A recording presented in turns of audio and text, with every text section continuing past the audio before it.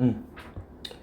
자, 근데 나중에 어제 갑자기 들었을 거예요, 그렇죠? 그래서 그게 반 변경된다고. 그래서 우리는 근데 저번 주에 사실 공지를 미리 다 해놓고 했었는데 이게 조금 전달이 조금 오해가 있어가지고 좀 늦게 된 것 같아요. 이게 그래서 이 반의 목적이 이제 그 수일고 대평고가 이제 두 학교가 이제 추석 이후로 이제 시험을 보기 때문에 그래서 좀 다른 학교들이랑 기간 차가 조금 컸어요. 그래서 한 3주 정도 차이가 나기 때문에 그래서 동시에 내신 대비를 시작할 수가 없어서 좀 그렇기 때문에 좀 반편성을 했어요. 이렇게.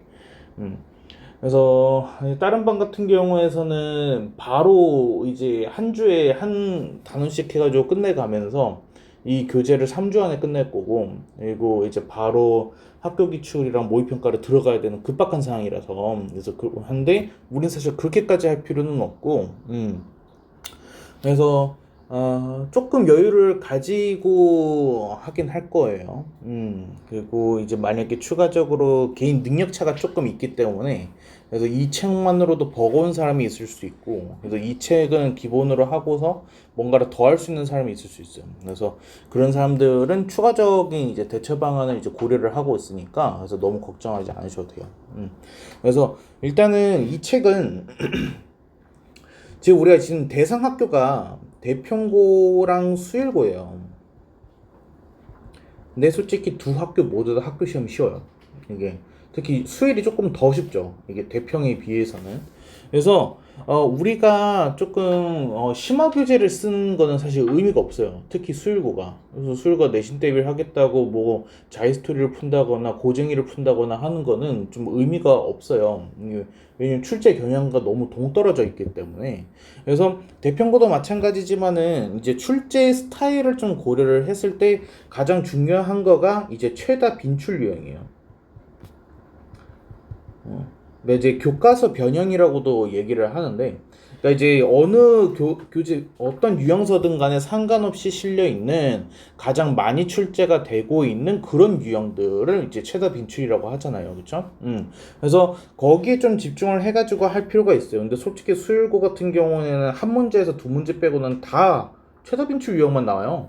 그래서 대평고도 한 두 문제 정도의 킬러를 제외하고서는 다 평범하게 대표 유형에서만 나오고 있기 때문에 그래서 그거를 고려를 했을 때 최다 빈출만을 이제 다루고 있는 교재가 지금 이 풍선자 필수 유형이에요.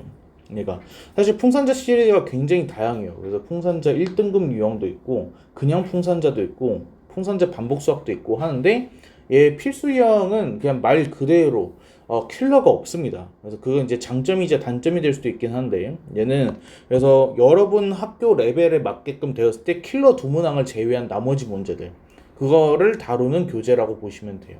그러니까 당연히 그 킬러에 대한 대비도 하긴 해야겠죠. 근데 이 교재 하나 하면서 그 끝이 아니기 때문에 이 교재가 끝나게 되면은 우리가 내신 이제 1차, 2차, 3차를 하겠죠. 그렇죠? 내신 대비 교재, 그 스프링 교재. 그래서 그 3차까지 마무리를 하고 나면은 그래도 얼추 이제 변별력까지 좀 이제 커버가 된 상태로 시험 대비가 될 거라고 생각이 됩니다. 그래서 일단은 우리가 지금 생각 중인 거는 명제 끝까지 이렇게 해서 이 교재로 먼저 진행을 좀 하려고 합니다. 함수는 안 들어가는 게 확실한가요? 모르겠어요. 모르겠어요. 계약을 안 해서 수일도 안 했어요? 다음 주에요? 다음 주.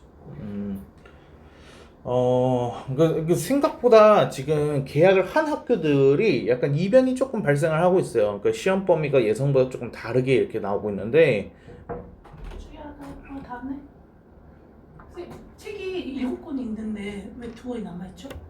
예상도 아니었는데. 그래서 계약을 하면은 좀 확인을 해주세요. 그래서 그 실제 시험 범위에 함수가 들어가는지 안 들어가는지, 그러니까 여기에서 이제 합성함수와 역함수 이전까지다라고 얘기를 할 수도 있어요. 그래서 이게 지금 추석 이전인데도 불구하고 명제가 들어간다라는 학교들이 좀 나오고 있거든요. 그래서 추석 이전에 시험을 보는데도, 근데 우린 추석 이후니까 기간이 3주가 더 있잖아요. 그럼 명제 들어가는 건 당연한 거고 함수 초입이 들어갈 수도 있어요. 그래서 그거는 조금 확인을 여러분이 해주셔야 돼요. 그래서 이거는 근데 우리 어차피 진도 나가고 있는 중에 그게 이제 발표가 될 테니까 그래서 그때 좀 조율해가면서 하면 될 것 같습니다. 그래서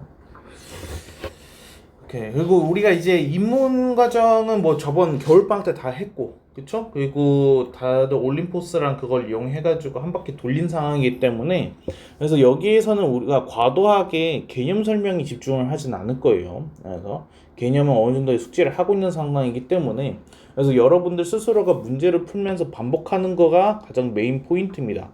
그래서 의도적으로 제가 수업 시간에 많이 안 풀어줄 거예요. 조금 어려운 문항이라 하더라도 일단 안 풀어줄 거예요. 왜냐면은 그냥 여러분이 일단 먼저 보시고 그리고 그 다음 수업 1교시 때 질문을 받을 거잖아요. 그래서 차라리 그때 질문을 하는 걸로 하겠습니다. 그래서 지금 같은 경우에서는 어려운 문제더라도 내가 직접 해가지고 부딪혀 보는 게 중요한 거지. 내가 이렇게 해서 일일이 난이도 성만 골라가지고 다 풀어준 다음에 쉬운 것만 한번 풀어봐 이럴 때는 아니거든요. 그래서 왜 아무것도 안 해주지 그러면 좀 그래서 취지가 그런 거니까. 그리고 지금 보시면은 얘도 유형서입니다. 개념서가 아니에요. 그래서 유형서에 나와 있는 이 개념 파트는 말 그대로 총 정리인 것 뿐이에요. 그래서 이걸 보고서 여러분이 뭐 암기를 하든 뭐 하든 그런 게 아니라는 거죠. 그래서 만약 여러분이 내가 뭔가 까먹었다. 그래서 뭔가를 복습을 하고 싶다라고 하게 되면은 개념서를 보셔야 되는 거를 추천해요. 그래서 그 개념서라는 거는 일단은 뭐 여러분 개념 플러스 유형 있을 테니까 거기서 개념편을 보셔도 되는데 근데 솔직히 비추천해요. 이거 그렇게 훌륭한 개념서는 아니에요. 그래서 여러분이 만약에 진짜로 수학에 대한 어떤 개념을 복습해야 되는 상황이 왔다라고 하게 되면은 일단 추천하는 거는 수학의 바이블 개념온이라는 게 있어요. 유형온이랑은 다른 거예요. 개념온은 개념만 있는 거예요. 그리고 스매싱도 그냥 스매싱이 아니라 스매싱 개념이라는 책이 있어요. 이 두 가지 책이 이제 진짜 고등부의 개념서예요. 그래서 이거는 평면좌표 하나에 대해서만 해도 막 6장, 7장에 걸쳐가지고 개념을 설명하고 있기 때문에 이런 것들이 여러분이 실질적으로 개념을 공부를 할 수 있는 교재다라는 겁니다. 그래서 그냥 강력하게 권고를 하는데 이거는 그냥 전 시리즈를 구매를 하세요. 그러니까 둘 중에 하나를 선택하셔가지고 바이블이 좋으면 바이블로 하시고 스매싱이 더 나은 것 같으면 스매싱으로 하시고 해가지고 공통수학 1, 2, 대수, 미적분의 확률과 통계까지 해서 5개 정도는 그냥 구매를 하세요. 이거 돈 아끼다가 진짜 큰일 납니다. 그래서 유형서는 돈을 아끼셔도 돼요. 왜냐면 유형서 괜히 사놨다가 학원에서 그거 채택 안 해가지고 풀지도 않으면 버리잖아요. 그쵸? 그건 좀 아까워. 근데 개념서 같은 경우에서는 내가 가지고 있지 않으면 무슨 일이 벌어지느냐? 누군가한테 질문을 해야 돼. 근데 그렇다고 해가지고 매번 학교 선생님한테 찾아가기도 힘들고 학원 선생님한테 의해서 질문을 하려고 해도 매번 정해진 수업 스케줄이 있으니까 질문하기 힘들 수 있잖아. 그렇지? 그렇다고 코치쌤들은 사실 엄밀히 따지면은 그냥 대학생들인 건데 그분들이 정확한 개념 설명을 할 수는 없어. 그렇기 때문에 내가 뭔가 해가지고 질문을 누군가한테 해가지고 해결을 하려고 하면은 제대로 된 공부가 될 수 없어요. 그렇기 때문에 제일 베스트인 방법은 개념서를 직접 사가지고 읽어보는 거가 가장 중요한 거예요. 이거는 무시하지 마세요. 그래서 여러분이 고등 과정을 공부하는데도 굉장히 중요하지만 여러분의 최종 목표는 졸업이 아니라 이게 대학교 입학이잖아요, 그렇죠? 근데 대학교 입학하고서 끝나는 게 아니란 말이지. 그래서 대학교에 가게 되면 학원이 없어요. 그렇게 되면은 당연히 우리가 교재만을 가지고서 여러분이 스스로 공부를 하는 환경이 올 거예요. 그때는 뭐 강사한테 물어볼 수도 없잖아요. 교수님들이 질문을 잘 받아주지도 않고요. 그러니까 결국에는 그때도 어차피 책 한 권 가지고서 여러분 스스로 해야 되는 건데 미리 연습한다 생각하시고 그래서 개념서 같은 거는 어느 정도 좀 사둔 다음에 읽어보는 습관을 좀 들여보셔야 돼요. 그래서 개념서를 좀 사놓고 처음에는 밑줄 치고 형광펜 하면서 중요한 포인트 잡아가면서 읽어보시다가 그리고 나중에 최종적으로 해서 여러분만의 개념 노트를 한번 만들어 보시게 되면은 그럼 그게 이제 가장 제대로 된 공부가 될 겁니다. 그래서 공통수학 1 때 그렇게 못했다라면 지금부터라도 좀 하시길 바래요. 자, 그래서 교재 구성을 잠깐 보게 되면은 실력을 기르는 유형이 이렇게 해서 나와 있는데 얘는 이게 책 자체가 필수형이다 보니까 좀 난이도가 높은 문제들, 그러니까 중요도가 조금 높은 문제들 위주로 해가지고 구성이 되어 있는 교재예요. 그래서 지금 보시면은 뭐 난이도 중이 대부분이죠. 근데 왜 그러냐? 그 시험 교재 자체가 애초에 거의 다 난이도 중이에요. 이게 그래서 그런 거고 난이도 상이라고는 되어 있지만 사실 어렵지가 않습니다. 그래서 이 정도 킬러라고 보기에는 조금 약간 쉬운 그 정도가 되겠고요. 그래서 일단 목적 자체가 최다 빈출이 있어서 그리고 이런 구조를 가지고 있고 어딨니? 다음에 서술형이 나오는데 서술형이 좀 빈약합니다. 그리고 6문항밖에 없어요. 그러니까 우리가 기존에 썼던 스매싱 교재에 비하면은 서술형의 좀 차지하는 비중이 좀 많이 적죠. 그래서 그땐 그래도 열 몇 문제, 많으면 20문제까지 해가지고 실려 있었는데 얘는 좀 서술형이 없어요. 그래서 이 부분은 우리가 커버가 반드시 필요해요. 그래서 지금 생각하고 있는 거는 뭐냐면은 일단은 풍산자 필수형을 좀 빨리 끝내주고 그리고 그 다음에 스매싱에 실전 마무리 있었던 거 기억해요? 그래서 거기에 이제 스매싱의 서술형이랑 실전 마무리가 있어요. 실전 마무리. 그래서 그 부분만 따로 뽑아가지고 프린트처럼 묶은 다음에 그래서 추가적으로 한 번 더 풀릴 생각을 하고 있습니다. 그래서 그 내신 대비 1, 2차 외에 추가 교재로 생각을 하고 있고요. 그리고 이제 고득점을 향한 도약이라고 되어 있는데 이게 솔직히 좋진 않아요. 이게 이 고득점이라는 거가 그냥 난이도만 높인 느낌이에요. 그래서 실질적으로 우리 출제 경향이랑 좀 비교를 해가지고 해봤는데 솔직히 연관성이 조금 많이 떨어져요. 그래서 이 부분에 대해서는 그냥 다 풀지는 않고 필요한 부분은 제가 고르도록 하겠습니다. 그래서 어디까지는 해보고 어디는 그냥 버립시다 라고 얘기한다거나 아니면은 그냥 제가 직접 그냥 풀어줘 버리던가 그래서 그런 식으로 여기 좀 대응을 할게요. 그래서 이번에는 20페이지까지는 여러분이 직접 해볼 만한 문제더라고요. 그래서 여기까지는 직접적으로 여러분이 해보실 거고 21페이지는 그냥 이거는 조금 너무 옛날 모의고사 형태 문제로 과거 거를 뽑아와가지고 약간 수성고 애들 위한 거인 것 같아요. 그래서 얘네들은 그냥 우리는 안 해도 될 것 같습니다. 그래서 여기는 버려가는 걸로.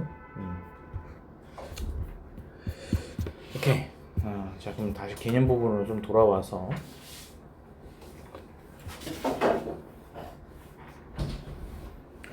편면제표 간단히 씹어주고 넘어가겠습니다. 공식 같은 거는 다들 알고 계실 거예요. 그쵸? 자, 그래서 두 점 사이 거리라고 되어 있는데 얘의 원리는 피타고라스라고 했었습니다. 그렇죠? 그래서 A점과 B라는 점, 두 개의 점이 이렇게 해서 있는데 여기서 이 가로의 길이가 뭐가 되는 거야? X값의 차가 되는 거야. X값의 차. X값의 차가 그게 가로의 길이가 되는 거고 그리고 세로의 길이는 뭐가 되는 거야? Y값의 차가 되는 거죠. Y값의 차. 그게 이제 세로. 그래서 여기에서 우리가 피타고라스를 이용해가지고 직각삼각형 이용해서 뭐를 구하는 거야? 빗변 길이. 그래서 AB를 나온다. 그래서 그게 우리가 아는 공식이었던 거야. 그러니까 우리가 결국에는 차를 제곱하는 거다 보니까 x2에서 x1을 빼든 x1에서 x2를 빼든 이 과정에서는 아무 상관이 없는 거예요. 그래서 어차피 제곱을 할 거기 때문에. 그래서 여러분이 해가지고 E-A 이런 식으로 쓰지 마시고 여러분이 계산하기 편하게끔 A-2의 제곱이라고 쓰면 된다라는 거죠. 여기에 대해서만큼은. 자 그리고 내분점 공식. 근데 이제 내분점 공식만 나와 있고 이제 교재에서 외분점이 사라졌어요. 그렇죠? 하지만 그렇다고 해가지고 외분점이 안 나올 거라고 하면은 안 된다고 그랬죠. 왜? 아폴로니우스의 원 때문에 외분점이 결국에는 나오는 형태로 해가지고 시험 문제가 출제될 가능성이 더 높아요. 그래서 외분점도 생각을 하고 계셔야 된다라는 거 기억하셔야 되고 그리고 여기서는 기준이 굉장히 중요하죠. 그래서 점피는 선분 AB를 M대N으로 내분을 합니다 라고 되어 있는데 이때 AB를 내분하는 거와 BA를 내분하는 거는 다른 거고 M대N과 N대M은 전혀 다른 얘기다 라고 얘기했었습니다. 그래서 우리가 여기서 어떻게 받아들이냐 순서대로 AB, M, N이기 때문에 비례식으로 보는 거예요. A 대 B는 M 대 N이라고요. 그래서 A 쪽이 M을 가져가는 거고 B 쪽이 N을 가져간다. 그리고 계산하는 공식 속에서 우리 비례식 나오면 보통 어떻게 해요? 내항 외항 곱해주죠. 그렇죠? 그래서 B의 X좌표랑 M을 곱하면 된다. 그리고 A의 X좌표랑 N을 곱하면 된다. 라는 거로 이제 기억을 해주시면 되겠습니다. 그래서 뭐 이미 다들 알고 계실 테니까. 그래서 m 곱하기 x2 n x1 이렇게 된다라고 했고요. 그리고 외분점에서는 뭐가 달라지는 거야? 플러스였던 부분이 마이너스로만 바뀌게 되면은 그게 외분점이 되는 거겠죠. 이렇게 넘어가겠습니다. 다음에 이제 무게중심 부분 보시게 되면은 얘는 계산하는 거는 굉장히 간단해요. 그래서 세 점의 좌표, x좌표들 다 더한 다음에 3으로 나눠주게 되면은 무게중심이 나온다라는 건데 2로 착각하지 않게끔 그거 조심해 주시고, 그리고 무게중심은 실질적으로 출제가 됐을 때는 뭐를 이용하느냐? 중선을 무게중심이 2대1로 내분한다라는 저 성질을 이용하는 경우가 가장 많습니다. 그래서 이 부분은 항상 이제 명심을 해 두셔야 되고, 뒤 문제 풀면서 제가 한 가지 더 짚고 넘어갈게요. 자, 그리고 아래에 풍선 비법 해가지고 나와 있습니다. 얘는 이제 이 부분이 중요한 건데, x축 위에 어떤 점이 있대요. 그래서 움직이는 점 P라고 되어 있다라면은 x축 위라고 되어 있으니까 a,0 잡고서 칙 쓰면 된다라는 거고, y축은 0,0, y는 fx 위면은 a, fa 이렇게 해서 그냥 잡으면 됩니다. 어렵지 않죠. 자, 그리고 그 아래 삼각형의 모양을 판단하는 문제라고 해가지고 나와 있어요. 근데 얘는 조금 달라요. 삼각형 모양을 판단하는 문제가 나오게 되면은 우리 1번 뭐부터 하기로 했었죠? 맞아요.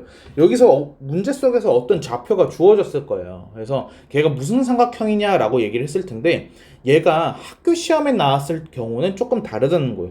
문제집에 실려 있는 경우랑 학교 시험지에 실려 있는 경우는 두 가지는 조금 다른 케이스예요. 그러니까 문제집에 나와 있다라고 하면은 조금 이상한 삼각형일 수도 있겠지만은 학교 시험에 나왔다라는 얘기는 100% 걔가 어떤 특수한 삼각형이라는 거예요. 그래서 걔는 무조건 직각삼각형이거나 아니면은 정삼각형일 거다. 그 외에는 없어요. 얘가. 그렇기 때문에 그림을 그려보게 되면은 우리가 바로 캐치를 할 수 있다라는 얘기예요. 그래서 어떤 삼각형입니까? 이런 식으로 언급이 된다라고 하게 되면은 무조건 그냥 좌표에다 찍어보시기만 하면 됩니다. 얘는. 오케이. 그리고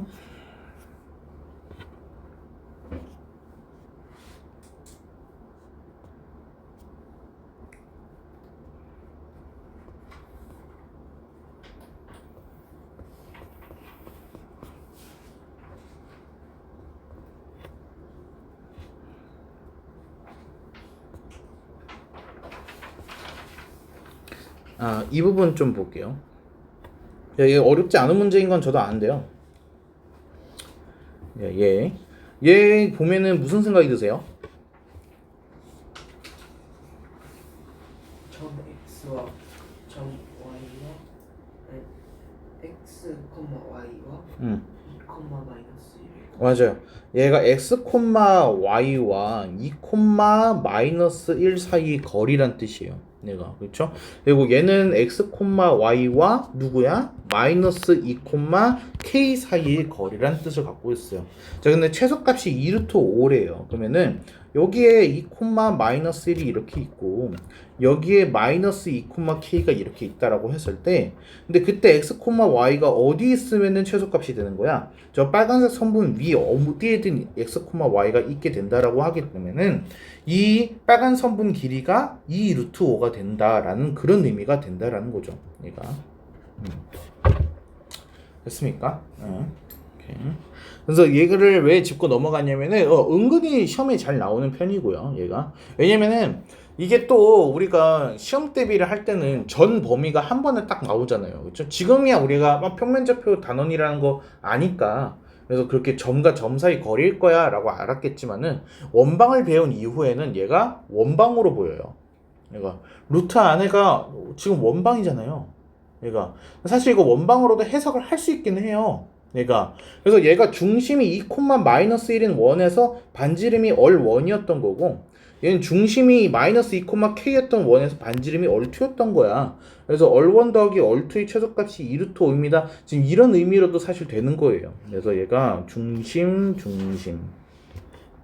이런 식으로 해가지고 되어 있을 때 여기가 지금 2, 마이너스 1인 거고 여기가 마이너스 2,k인 거고, 그쵸? 그래서 얘가 이런 식으로 해가지고 반지름 더하는 거야. 근데 저게 최소값이 2루트 5라고? 그러면은 얘가 언제 최소값이 될 수 있는 거야? 이 원들이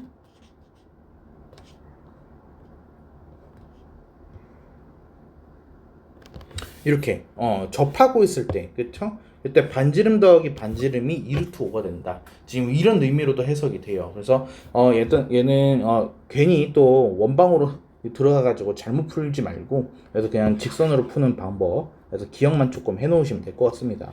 그래서 유형 판단도 중요하다는 얘기예요. 그래서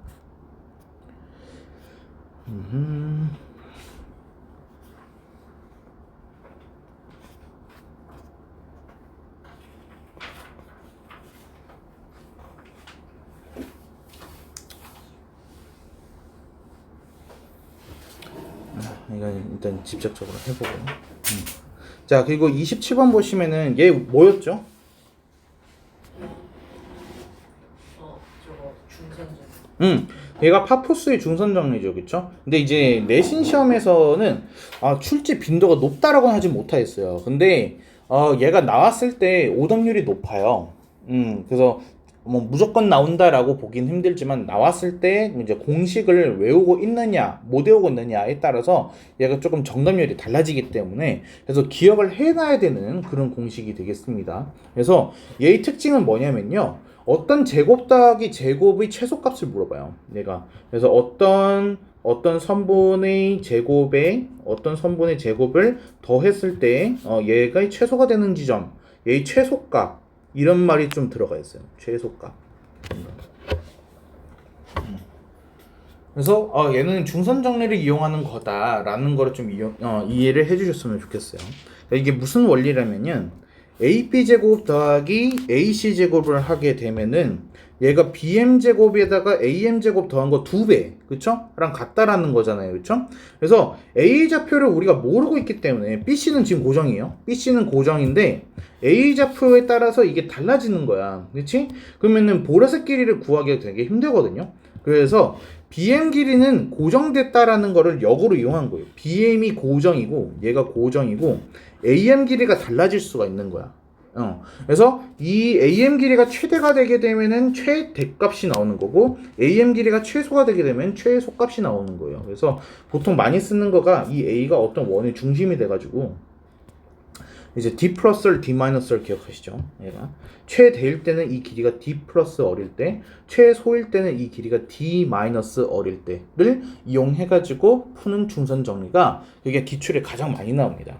그래서 그거는 제가 나중에 원본 가가지고 DT 통해 가지고 이제 한 번 더 검토를 할 수 있게 해드릴게요. 그래서 공식은 좀 외워 두셔야 됩니다.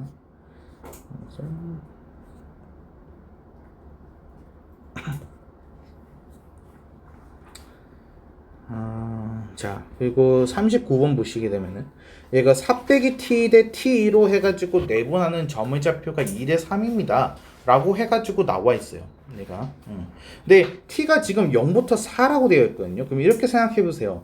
이 뒤쪽에 들어가는 t는 0부터 4가 되는 거고 3-t는 얘도 0부터 4가 되는 거예요, 얘가. 그럼 얘는 결국에 뭐냐면은 선분 AB가 이렇게 해가지고 있었을 때 A 쪽이 가져가는 거가 거의 0에 가까워질 수도 있는 거고, 아니면 A가 가져가는 거가 거의 4에 가까워질 수도 있다라는 얘기예요, 그렇죠?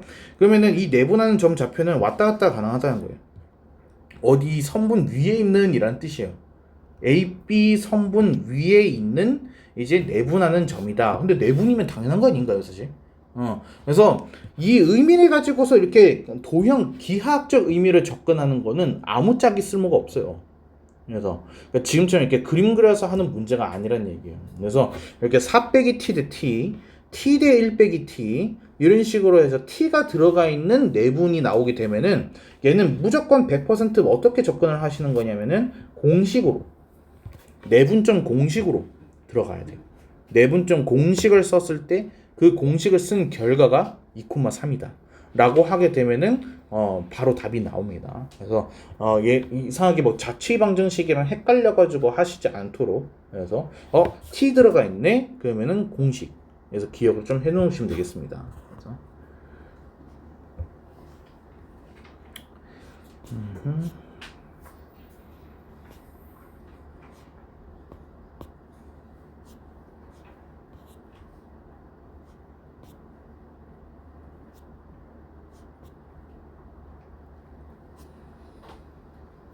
자, 그리고 여기 이 마름모 같은 문제, 이런 문제들은 좀 출제 빈도가 많이 높죠. 얘는 왜냐면은 저번에 잠깐 얘기를 했었어요. 그래서 우리 2학기 중간고사에서의 포인트가 뭐냐?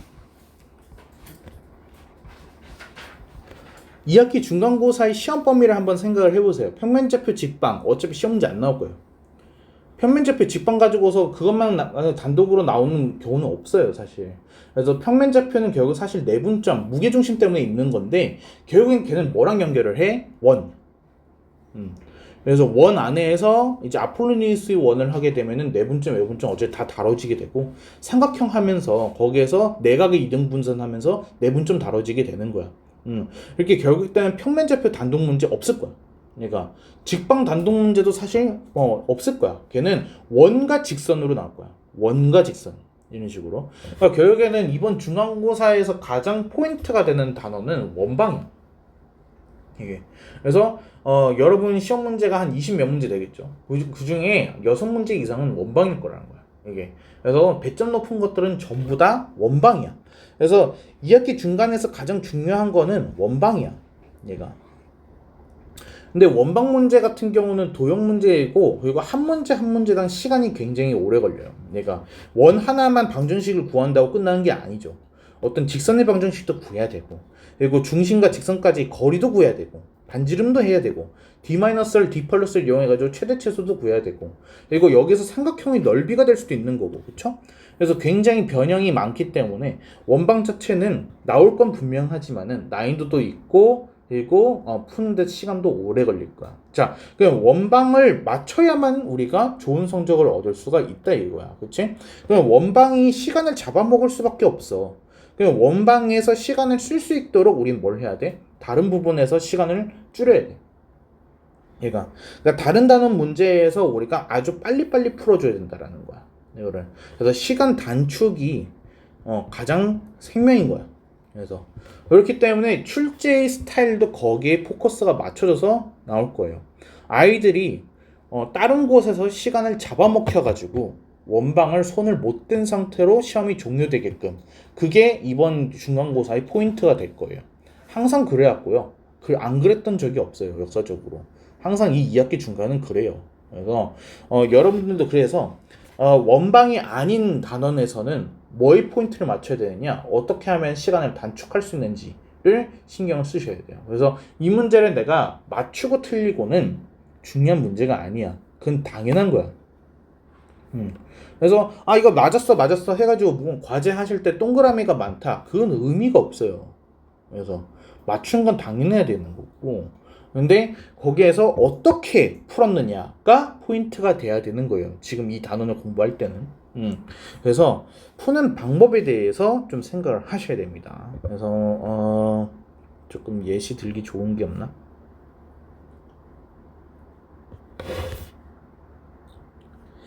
아, 51번 예시로 좀 들어볼게요. 얘가 조금 예시 들기가 좋아서. 지금 보시면은 여기가 A가 있고 여기가 B가 있고 여기가 C. 이거 중요하지 않아요. 이게 X축 Y축. 자, 일단은 그리고 이거 기억하시라고 그랬죠? A, B, C, D는 반드시 어때요? 시계 방향이거나 반시계 방향으로 알파벳이 배치가 되어 있어야 돼요. 얘가 지금 A, B, C 이렇게 되어 있는데 여기 D가 나올 리가 없다라는 얘기예요. 이거 100% 없어요. 학교 시험에서. 그래서 A, B, C, D면 D는 반드시 여기 있을 수밖에 없어요. 이렇게 돼도 평행사변형 돼요. 그쵸? 근데 아닐 거라는 거야. 그 알파벳이 꼬이니까 얘가. 그래서 알파벳 순서가 시계 방향 또는 반시계 방향으로 회전을 하고 있기 때문에 D 여기 있을 거야 생각하고 문제 푸시면 됩니다. 학교 시험 풀실 때도. 근데 얘 푸는 가장 좋은 방법은 뭐예요? 사실 얘가 원칙적으로 교과서에 실려있는 내용은 점대칭이에요. 얘가 중점 이용하는 거예요. 중점. AC 중점과 BD 중점이 같습니다를 이용하는 거가 교과서에 실려있는 내용이에요. 근데 얘를 더 빨리 푸는 방법은 뭐라 그랬어요? 도형 이동이에요. 내가 B에서 C로 이동하는 만큼 A에서 이동을 시키면은 D가 나온다는 거죠. 얘가. 그래서 B에서 C로 이동을 시킨다라고 하게 되면 X값은 5만큼 증가를 했고 Y값은 7만큼 감소를 했습니다. 근데 A가 1,2였어요. 그러면 1,2에다가 5 증가, 7 감소. 그럼 얘가 뭐 나옵니까? 6,-5가 나오고 끝나요. 그러니까 그래서 제일 빠른 방법은 얘는 평행이동, 도형이동을 이용하는 방법이에요. 그래서 얘 문제의 포인트는 이거예요. 평행사변형 또는 마름모라는 용어가 나와요. 여기요. 마름모 이렇게. 그래서 평행사변형 마름모 나왔으면은 얘 도형이동 이용해가지고 풀면 되겠구나. 그래서 어느 정도는 방법을 기억을 하고 계셔야지 시간 단축을 하실 수 있습니다. 이번 문제 읽으면서 어떻게 풀지 고민 한 번이라도 했으면은 그 시험 망한 거예요. 네. 이거는 시간이 엄청나게 부족할 거예요. 아마 끝까지 다 풀었으면은 그냥 확실하게 1등급일 거예요. 처음부터 끝까지. 그래서 내가 막힘없이 끝까지 다 풀었다. 그냥 1등급이야. 뭐 실수했든 뭐 했든 간에. 왜냐면 다 끝까지 가는 애들이 적을 거야.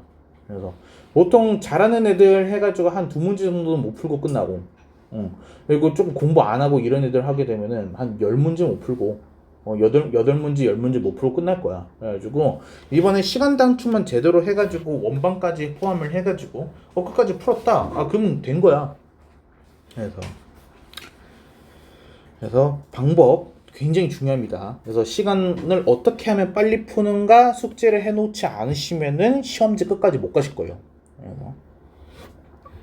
자, 그럼 얘는 아까랑은 조금 다르죠. 아까는 이제 ABC가 완전히 좌표가 주어져 있는 상황이었고, 근데 얘는 지금 우리가 모르는 좌표들이 지금 있어요. 얘가 O, A, B, C 해가지고 지금 마름모가 나왔다라고 해가지고 나와있죠. 일단 여기에서 O, A, B, C라고 했기 때문에 그냥 대충 O, A, B, C 이렇게 해서 해놓고, 그러면은 얘가 지금 0,0이 되는 거고, 이게 A,1이 되는 거고, 이게 B,4가 되는 거고, 얘가 1,C가 되는 겁니다. 이렇게. 자, 그러면 여기서 우리가 알 수 있는 힌트를 조금 하나씩 찾아주면 돼요. 얘가 X좌표 보세요. 얘가 0에서 1이 됐으니까 얘는 X값이 플러스 1이 된 거예요. 그쵸? 그리고 Y값은 플러스 C가 된 거고요. 그럼 여기에서 이동을 했을 때 얘도 그러면은 똑같이 이동을 했겠죠. 그래서 B는 A에다가 1을 더한 거예요. 그쵸? 그리고 C는 3이 나오는 거죠. 이렇게. 자, 그럼 여기에서도 이제 도형이동을 볼 수 있어요. 이렇게. 자, 그러면은 0에서 A만큼 해가지고 간 거랑 1에서 B만큼 간 거랑 해가지고 똑같다라는 거 이렇게 또 해가지고 얻을 수 있고요. 그리고 C값 구했으니까 A, B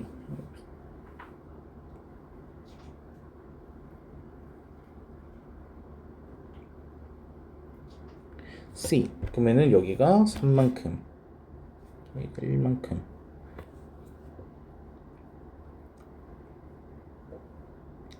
(1에서) A 플러스 1 이것만으로는 안 돼.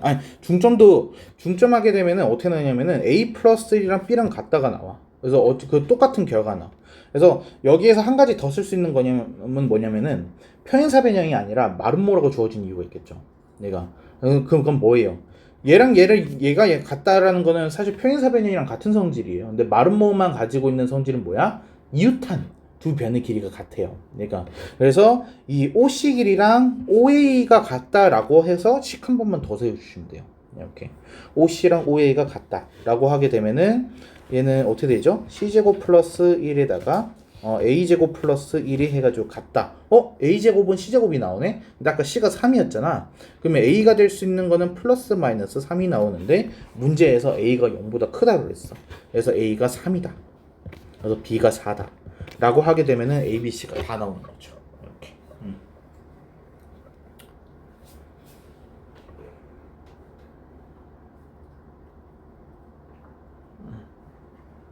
자, 그리고 옆에 있는 이제 57번 같은 형태, 이제 각의 이등분선, 얘도 굉장히 잘 나와요. 그래서 지금 보시게 되면은 얘가 이제 가장 대표적이고 학교 시험에 잘 나오는 형태의 그림입니다. 얘가 왜 그러냐면요, 학교 시험에 보통 내각의 이등분선 했을 때 이 선분 길이들 이상하게 안 줘요. 이 주변 합격 기출 분석해봐도 다 그래요. 여기 보면은 이 A, B 길이 구하려고 해가지고 A 좌표가 뭐지? 이러고 있으면은 끝나는 거야. 그렇게 안 나와요. 시험 문제에 보시게 되면은 A, B를 빗변으로 하는 직각삼각형이라고 한번 생각을 해보세요. 그러니까 이렇게 될 거 아니에요, 그렇죠? X 값의 증가량 보면은 6이고 Y 값 증가량 하게 되면 8이에요. 6대 8대 10이에요.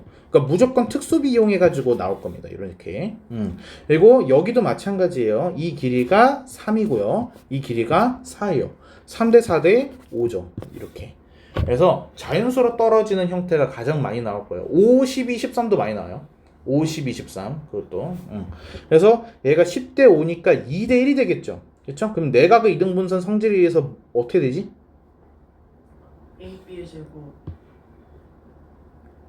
그건 중선 정리고요.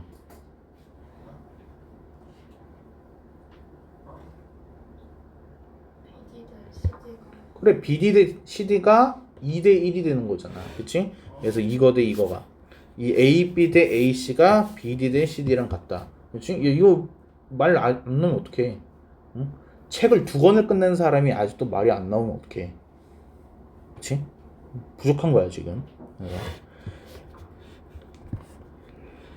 그러면 얘가 2대 1이라는 거예요. 그러면은 얘는 내분점이라는 거죠. 그러면 여기서 공식을 쓰실 수도 있겠지만은, 그쵸? 내가 알려준 방법이 있죠. 자, 그래서 B에서 C로 이동을 한다라고, 아니야. 이렇게 보자.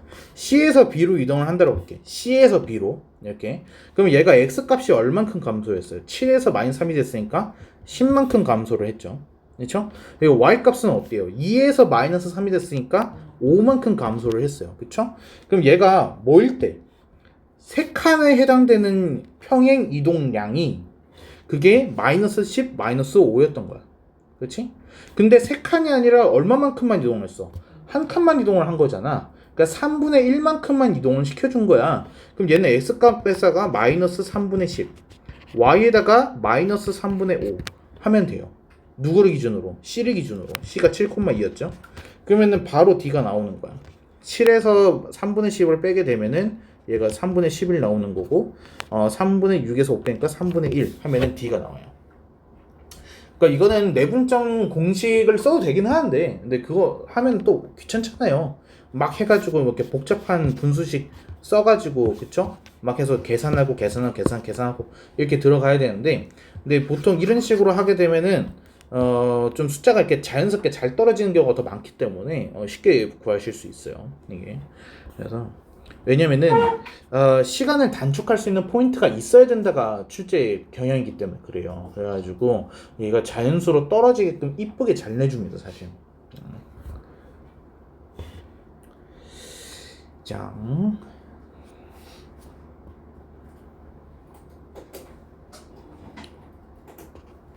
자 여기 잠깐 보면은 얘는 지금 각비 내각을 2등분하는 선이에요. 근데 AC가 지금 길이가 같대. 이게 무슨 의미일까? 선분 A, B와 BC의 길이. AB와 BC의 길이가 같다. 그러니까 얘는 뭐예요? 무슨 삼각형이라는 거야? 얘 이등변 삼각형이라는 거야. 그래서 AB 대 BC가 이거 대 이건데 지금 그게 같다라는 거잖아. 1대1이라는 얘기야. 그러니까 이등변 삼각형이라는 거야. 근데 이등변 삼각형이 나오면은 우리 뭐 떠올리라고 했죠?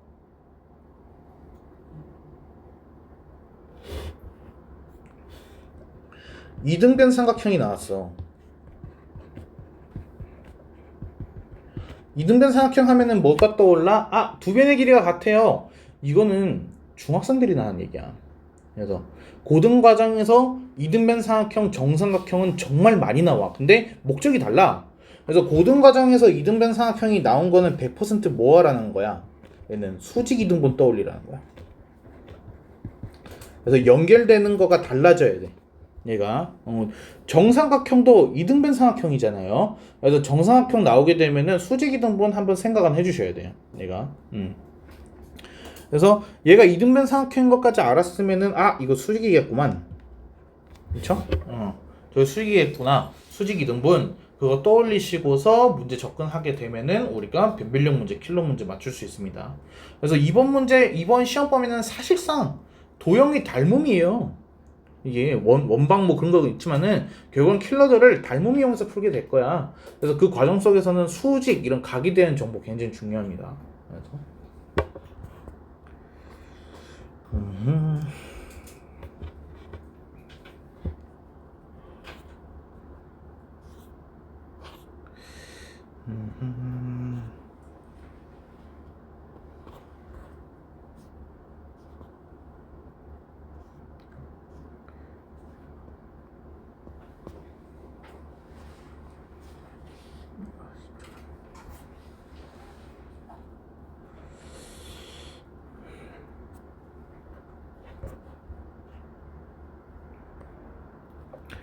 자, 이거는 우리 공통수학 원이긴 한데 얘 어떻게 푸는 문제죠? 72번. 일단 여기까지만.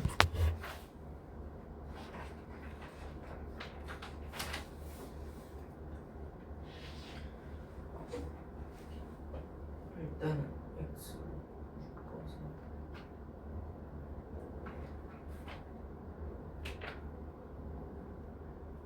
이게 무슨 문제예요? 맞아. 얘가 가장 포인트가 뭐야? 정수죠. 그렇죠? 정수 자연수가 나온 거 보고서 이거 뭐야? 부정방정식이에요. 그래서 공수원 때 우리 했었던 부정방정식. 그래서 제가 그때 어떻게 하라 그랬어요? 일단은 억지로 인수분해하는 형태를 취하라 그랬어요. 그래서 x로 묶는다, 그렇죠? 그래서 x로 묶게 되면은 얘가 어떻게 돼? y 플러스 1이라는 괄호가 생기죠. 그래서 저거를 공통인수로 우리가 억지로 맞춰주는 거야, 얘를. 그래서 뒤에 있는 마이너스 2y 마이너스 7을 y 플러스 1로 해서 묶이는 형태가 되게끔 만들어주는 거야. 그래서 마이너스 2 y 플러스 1 이런 식으로 되게끔. 그럼 당연히 상수항이 안 맞죠, 그렇죠? 그럼 그 안 맞는 상수항은 어떻게 해? 넘겨줘. 5 이렇게. 그럼 얘가 어떻게 돼? x 마이너스 2 곱하기 y 플러스 1은 5. 그래서 곱해서 5가 되는 정수 조합 찾아가지고 x, y 찾아주면 되는 거야. 그래서 포인트가 뭐라고요? 정수예요. 그래서 정수 x, y 보였을 때 여기에서 고민하고 막 그러고 있으면 안 되는 거야. 그러니까 공수 원 개념이 계속 나와요, 이런 식으로. 그래서 이렇게 하나라도 잊으시면 안 됩니다. 그래서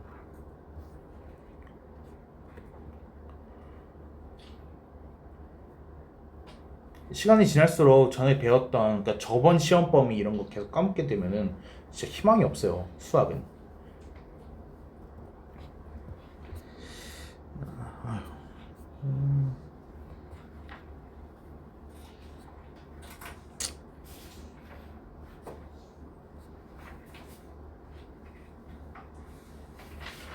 오케이. 그리고 잠깐, 우리가 오늘 일요일이잖아. 다음 수업이 금요일이구나.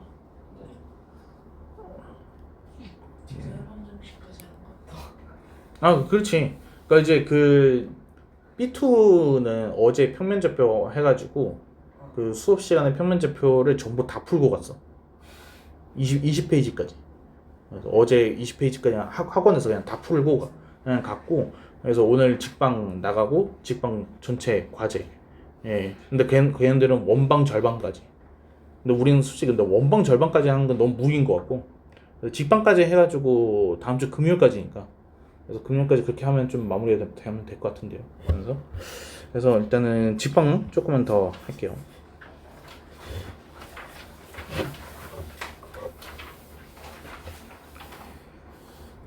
직방. 아까 말했듯이 근데 평면좌표든 직방이든 단독 출제로 될 만한 문항은 사실 많지 않아요. 나오더라도 여러분이 그렇게 어렵지 않게 풀 수 있고요. 자, 그래서 여기에서 제일 중요한 부분은 난 이건 것 같아요. 그래서 고정점이란 용어를 우리가 쓰죠. 고정점. 특정한 고정점을 지나는 이제 기울기가 m인 직선의 방정식을 어떻게 할 거냐. 그렇죠? 고정점을 지나고 기울기가 m이다라고 했을 때 우리가 직선의 방정식을 이렇게 쓰기로 했었죠. 얘는 기울기에 대한 항등식이에요. 얘는 m에 대한 항등식이 되는 거야, 얘가. 그래서 x1, y1을 넣었을 때 여기가 0이 되고 여기가 0이 되기 때문에 0은 n 곱하기 0. 그래서 기울기랑 상관없이 무조건 x1, y1을 지날 수밖에 없는 직선. 근데 이게 상당히 중요한 개념입니다. 그래서 이거는 계속해서 이어서 기억을 하고 가셔야 돼요. 왜냐면은 우리가 미적분 1에 가서도 얘를 가지고서 엄청나게 많이 쓸 거기 때문에. 이게 사실 미분계수, 접선의 방정식이에요, 이게. 그래서 자, 그리고 두 점을 지나는 직선의 방식이 뭐 중요하진 않지만은 그래도 순서 정도는 조금 기억을 해두자라고 했었습니다. 그렇죠? 그래서 처음으로 해야 되는 건 뭐야? 기울기가 먼저였죠. 기울기 먼저 하고 두 번째로 쓰는 게 뭐야? 지금 얘가 m인 거잖아. 방금 위에서 쓴 그 공식인 거야. 얘가 기울기 나왔으니 고정점 지나는 직선 구하겠다라고 해가지고 하시는 거죠.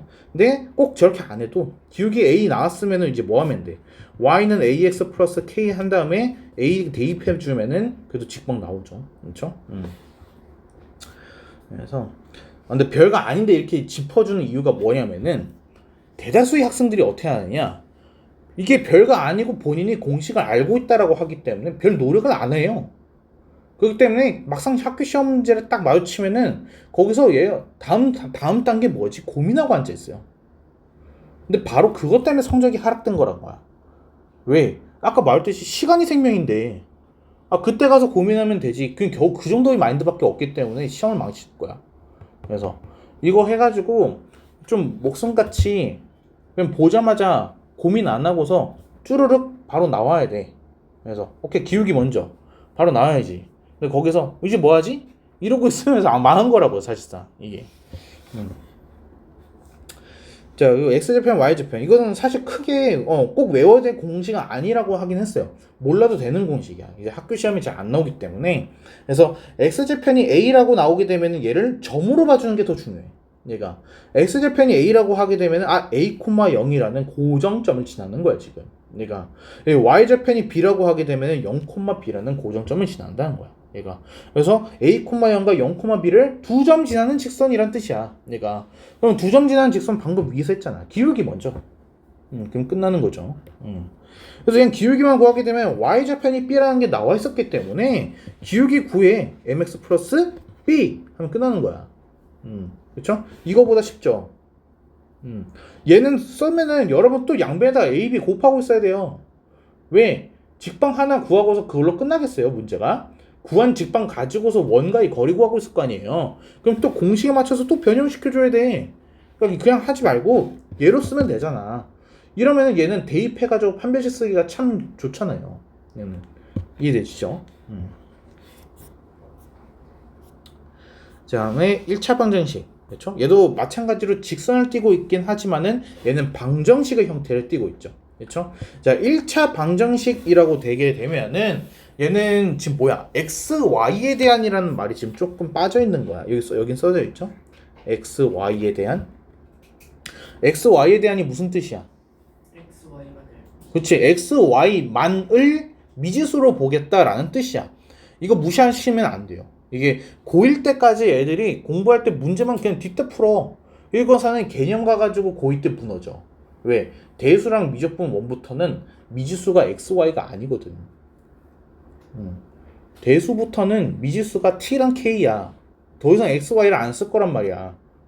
미적분으로 가게 되면은 뭐에 대한에 따라서 문제 푸는 게 달라져. t에 대한 미분, k에 대한 미분, x, y에 대한 미분이 잘 없어. 그러다 보니까 고2 가가지고 다 무너지는 거가 얘를 체크하지 않아서야. 그래서 이런 기본적인 개념은 놓치시면 안 돼요. 얘가. 그래서 x, y에 대한이라는 거는 x, y만을 미지수로 보고 있을 때 그때 1차란 뜻이야. 얘가. 그래서 1차 방정식 하겠을 때 이 1차는 1차식이라는 얘기를 하고 있는 거고 뒤에 들어간 건 당연히 방정식이라는 얘기겠죠. 근데 여기서 1차식 하면은 1차식에는 조건이 있어요. 1차식 조건이 뭐예요? 1차식 최대 차항의 개수가 1이에요. 최고 차항이 뭐예요? 1. 그러니까 니들이 지금 들어봐도 이상하잖아. 최고 차항이 1! 말 돼? 최고 차항의 개수가 1이다. 최고 차항이 개수가 1이에요? 개수? 그러니까 지금 이거를 공부하지 않는다라는 거는 나는 서울에 할 생각이 없어요. 지금 그 얘기랑 같은 거야, 여러분. 여러분. 그거 좀 생각하셔야 돼요. 여러분이 이제 대학을 갈 때는 고교학점제이기 때문에 지금 여러분 선배들 얘기는 절대로 들으시면 안 됩니다. 그래서 뭐 공부 잘하는 주변의 뭐 형이나 언니나 얘기 들으면 안 돼요. 교육 과정이 달라요. 응? 여러분이 이제 첫 번째 세대잖아요. 고교학점제의. 그래서 여러분에 대한 대학 입시 전형은 아직 발표도 안 됐어요. 어떻게 변화가 될지 몰라요. 그냥 지금 드러나 있는 건 뭐냐? 이제 작년에 서울대 입학사정관이 발표한 내용, 그거랑 교육부에서 발표한 예상 계획 밖에 없어요. 그러니까 지금 현재의 대학 입시 시행 계획을 보고서 지금 이렇대. 그 진짜 쓸모없는 얘기예요. 그래서 여러분 서울대 입학사정관이 뭐라고 얘기했느냐? 이제 현재는 어때요? 현재 수시 정시 해가지고 비율 보게 되면은 한 60, 40 이렇게 해가지고 가고 있잖아요. 그렇죠? 그리고 이 수시도 이제 뭐로 되냐면은 교과 전형이 있고 종합 전형이 있고 그리고 논술 전형이 있어요. 이게 현재 형태죠. 근데 여러분 때는 교과 전형이 없어요. 사라져요. 그래서 이 교과 전형이 뭐예요? 내신만으로 대학 가는 거예요. 그래서 면접이나 이런 거 없이 그냥 그 단순 서류만 제출해가지고 그걸로 환산 점수 받아서 대학 가는 경우가 이 교과 전형이야. 근데 그거 여러분 없어요. 그래서 지금 해가지고 내신 해가지고 대비하면은 되겠지? 못 가요 대학. 여러분 때 이거 교과 전형이 완전히 사라지고 뭘로 대체돼요? 자유전공이라는 이름으로 완전히 바뀌잖아요. 자유전공. 이것도 여러분 때 생기는 거잖아요. 지금은 확대하고 있는 과정인 거고 여러분 때는 이제 자유전공이 가장 큰 범위를 차지하게 될 거야. 그러니까 수시가 얘가 70%까지 늘어나고 그 안에서 자유전공이 차지하는 게 60%의 비율까지 늘어날 거야. 그러니까 사실상 자유전공으로 가는 거야. 그러니까 여러분은 저는 이번에 기계공학과에 지원했어요 라는 말이 사라질 거야. 인하대에 지원했어요. 서울대에 지원했어요. 왜? 자유전공이니까 학과가 없거든. 그래서 정확하게는 나는 인하대학교의 자연과학대학에 지원을 했어요. 이게 여러분 이야기예요. 이게. 그래서 그 안에서 어떤 학과, 기계공학과에 지원했어요 같은 얘기는 이제 없다고요. 여러분 세대에서는. 자유전공이라는 거는 대학명으로 들어가요. 인하대에도 대학이 여러 개가 있어요. 인문사회대학, 자연과학대학, 공학대학. 그래서 그거에 선택을 하는 거야. 그래서 1학년 때는 학부 생활을 하고 2학년으로 올라가는 과정 속에서 성적순으로 잘라요. 그게 학부제거든요. 1학년 때는 그냥 같은 자연과학대학 소속이에요. 그래서 여러분이 원하는 거를 뭐든지 들을 수 있어요. 지금 고교학점제 하듯이. 고교학점제에서 여러분이 지금 수강 신청하고 있잖아요. 그래서 여러분이 과목 선택하잖아. 그래서 그때 여러분이 원하는 걸 다 들어볼 수 있어. 그래서 예를 들어서 내가 뭐 자동차 엔진에 좀 관심이 많아요. 그러면은 당연히 그 엔진 시스템에 대한 것도 공부를 해야겠죠. 그리고 기계공학도 해야 되고 물리에 대한 것도 배워야 될 거야. 근데 내가 그거와 동시에 요즘 테슬라 보게 되면 전기차 이런 것들도 좀 관심이 가. 그래서 전기전자 쪽으로도 일단 조금 들어보고도 싶고 그리고 이게 미래에는 약간 그 소재도 조금 바뀔 것 같아. 그래서 신소재에 대한 탐구도 조금 해보고 싶어. 그러면은 지금 이게 뭐야? 기계공학과에 신소재공학과에 전기전자공학과까지 좀 다 들어갔잖아. 그러니까 예전 같았으면 선택을 못했다고. 근데 이제 여러분 세대 때는 1학년 때 그거를 다양하게 선택을 해서 듣는 거야. 그래서 여러분은 나중에 2학년에 올라가더라도 내가 그냥 기계공학과 소속인 게 아니야. 여러분 스스로가 학과를 창조해내는 세대가 고교학점제야. 그래서 이제 그 대학에 여러분 동기가 600명이 있으면은 600명이 졸업했을 때의 전공이 이름이 다 다를 거야. 그래서 누구는 뭐 신재생 자동차 뭐 에너지 공학과 이렇게 되는 거야. 그래서 그거는 이제 여러분의 커리는 여러분이 만드는 거야. 여러분이 직접적으로 선택을 해서 미래에 대한 설계를 하는 거지. 그래서 지금 여러분들도 고교학점제 들어왔을 때 학습 계획서 이런 거 썼잖아요. 그렇죠? 쓰셨죠? 그래서 여러분 미래에 대한 계획이 뭐고 어떤 게 꿈이고 앞으로에서 어떤 수강 신청을 할 거고 이런 거를 작성을 해봤었잖아. 그거 이제 대학교도 마찬가지가 될 거라는 거지. 그게 이제 여러분의 미래야. 지금 위에 선배들은 그런 게 없어. 그냥 기계공학과에 지원을 하는 거야. 그래서 왜 해서 논술로 지원하고 면접으로 지원해서 이런 얘기만 하고 있는데 여러분이랑은 좀 얘기가 다르다는 거지.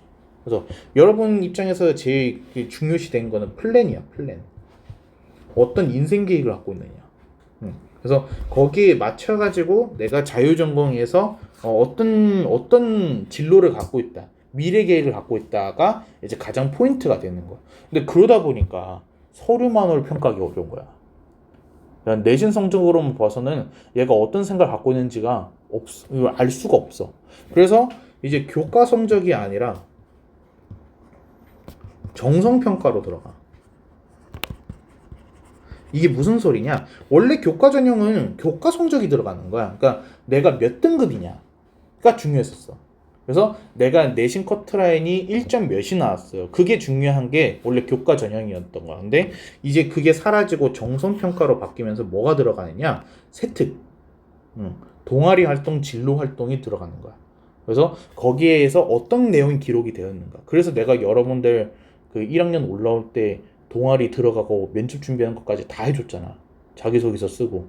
그 했던 이유가 뭐야? 여러분은 동아리 활동 했을 때 거기 뭐가 적혀 있느냐에 따라서 대학의 합격 불합격 결정이 되는 거야. 그래서 물론 내신 중요해. 내신 가장 강조를 하잖아요. 1점대 1.9 이내로 들어가지 못하면 기회가 없을 거라고. 그래서 내신 1점대가 가장 중요한 건 맞는데 근데 솔직히 1.9랑 1.4는 아무 차이가 없어요. 그냥 같은 점수 들어가는 거야. 그냥 같은 만점 처리야. 1.9와 1.4는. 여러분 1.1이든 1.9든 그게 차이가 있다고 느끼지 못할 거라는 거야. 대학 입장에서는. 같은 그냥 만점으로 처리가 되는 거기 때문에. 그래서 1.9 이내면은 그냥 된 거야. 거기서 조금 더 들어가려고 할 필요가 없어요. 1.9면 되는 거야. 근데 이제 2.0이면은 아예 기회가 박탈당하는 거고. 그게 무서운 거지. 이게 2.0과 1.9가 차이 있는 거야. 이게 앞자리가 다르니까. 이게. 그래서 등급을 환산하는 방법 자체가 1이냐 2냐를 따지는 거지 1점 뭐냐 1점 뭐 그거를 따지는 게 아니야. 그래서 그런 거야 내가. 그래서 1.9 이내면은 내신은 이제 상관이 없는 거고 정성평가에 의해 가지고 어떤 플랜을 갖고 있는지를 평가를 받는 그게 이제 여러분 전형인 거야 이게. 그리고 나서 정성평가를 통해서 그 이후에 이제 플러스로 면접이 들어가거나 이제 뭐 논술이 들어갈 수도 있는 거죠 이게. 논술은 조금 별개긴 해요. 얘는 논술 전형이 사라지진 않을 것 같거든요. 논술만 하는 게. 근데 이게 아마 메인이 되는 전형이 될 거예요. 면접 전형이. 그래서 이게 이제 자유전공은 거의 풀 면접이 될 거고. 내가. 그러니까 결국에는 그 면접의 스타일이 뭘 것이냐는 거야. 그냥 단순하게 해가지고 어떻게 살아왔어요 물어보는 면접도 있을 수 있겠지만은 근데 고교학점제의 가장 큰 교과 핵심은 뭐냐? 발표 능력이야. 그래서 여러분의 시스템도 그렇게 변화하고 있는 거고 발표를 시키고 참여를 시키고 뭔가를 해가지고 설명하게끔 유도를 시키잖아요. 고교학점제가. 위에 선배는 그런 게 없었거든. 여러분 때는 그거를 교육청에서 시키게끔 강제로 그 공문이 나왔어. 그래서 직접적으로 여러분이 설명할 수 있는 능력을 갖추게 만들려고. 그래서 어느 때보다도 독해 능력이 가장 중요해진 거고요. 이게. 그래서 교육에는 제일 여러분이 공부를 했는지 안 했는지 설명할 수 있는지 없는지 파악할 수 있는 가장 좋은 방법이 뭘까?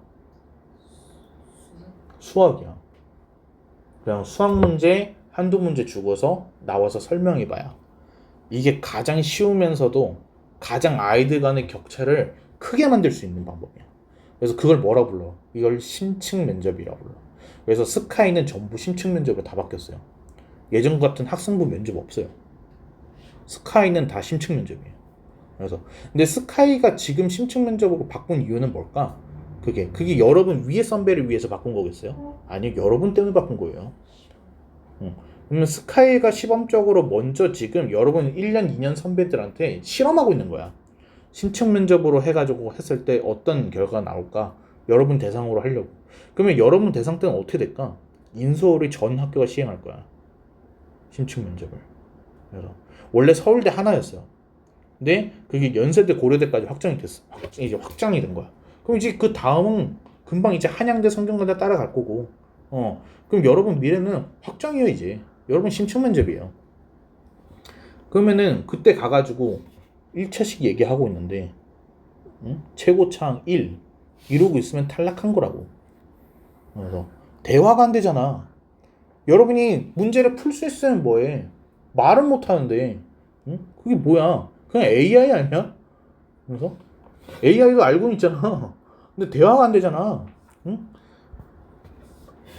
쓸모없는 인재가 돼버리는 거야. 그렇게 되면은 알고 있는 지식을 전파하지 못하면. 그러니까 용어 확실하게 하셔야 돼. 얘가 1차식이 지금 무슨 뜻이냐, 방정식이 뭐냐 이런 거 정도는 여러분 스스로가 명확하게 알고 있어야지 구분지어 가지고 얘기를 할 수 있다인 거야. 그래서 그러면은 최고차 항이라는 말이 나왔잖아.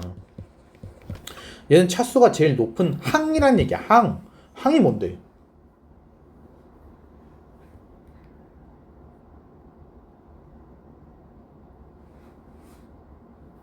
너 그걸 모르면서 여태까지 수학을 어떻게 하고 있냐고. 어? 이거를 물어보면 어떡할 건데 교수님이. 그래서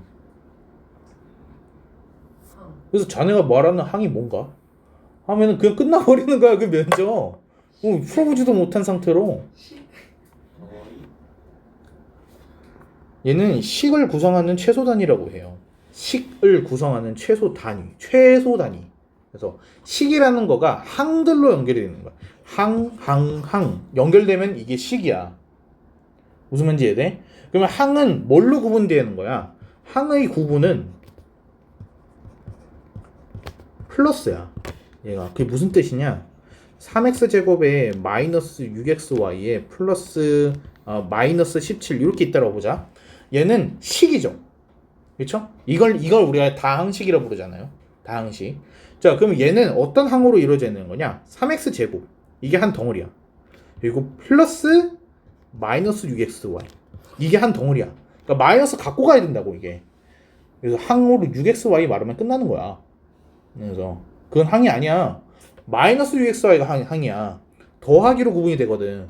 그래서 마이너스 17이 항인 거야. 이게 무슨 항이야? 마이너스 17. 상수항. 이거 알잖아요. 상수항. 그렇죠? 그래서 이게 항이야.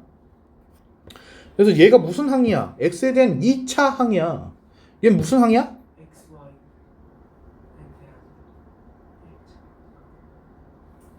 얘 무슨 항이야? x, y에 대한 무슨 항이야? 2차야. 예. 제곱이 있어야지 2차가 아니야. 그래서 여기에서 x, y에 대한이란 말이 붙었기 때문에 x, y가 둘 다 미지수인 거야. 그래서 우리가 x 제곱이라고 써야지만 2차라고 읽는 게 아니라 x 곱하기 x라고 써도 2차잖아. 왜? 미지수 두 번 곱해져서. 그래서 2차가 된 거야. 그래서 x랑 y 미지수 두 개 곱해진 거야. 그래서 얘는 2차가 돼야 돼. 그래서 얘는 x, y에 대한 2차 항이 되는 거야. 그래서 용어에 대한 설명부터 들어갈 거야. 그래서 그런 거를 집요하게 물어볼 거라고. 그런 것들은. 그래서 네가 제대로 된 개념이라는 건 이런 거를 말하는 거거든.